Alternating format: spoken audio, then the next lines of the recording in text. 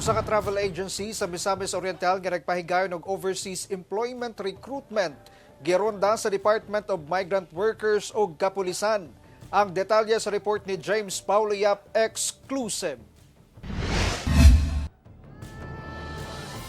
Gironda sa mga operatiba sa Department of Migrant Workers, Licensing and Adjudication Service, uban ang kapulisan.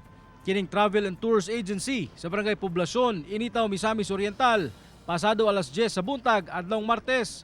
Mismong si DMW Assistant Secretary Francis Ron de Guzman ang nanguna sa operasyon. Duha ka mga trabahante ang ilang naabtan sulod sa maong establishmento.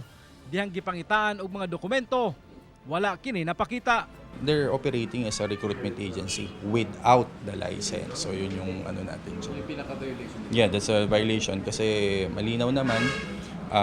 You could only operate as a recruitment agency, madiin yung batas doon. It's really that you need to have a license from formerly PUEA, now the Department of Migrant Workers. Sumala sa usa sa mga trabahante, nasayod siya nga travel and tours lang ang ilang negosyo.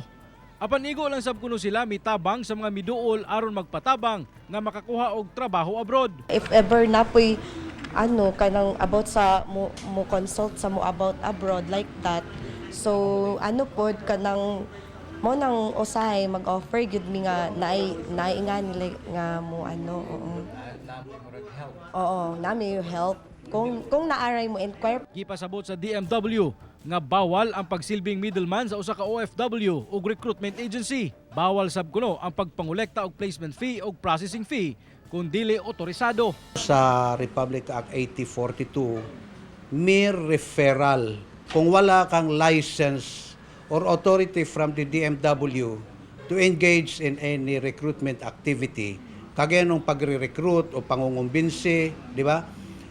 At mayroon kang nakonbinsi, ni-refer mo sa isang licensed na agency, illegal recruitment na yan. Gipasirad-an sa DMW ang maong establishmento, samtang ginatunan pa ang kasong ipasaka batok sa mga personahe og tag-iya sa maong Travel and Tours Agency. Kini na ang ika-11 nga illegal recruitment agency nga napasirad-an sa DMW sukad Enero 2024 ug labing una kini sa Mindanao. Warning na po doon sa mga nagbabalak. Okay, you've been warned.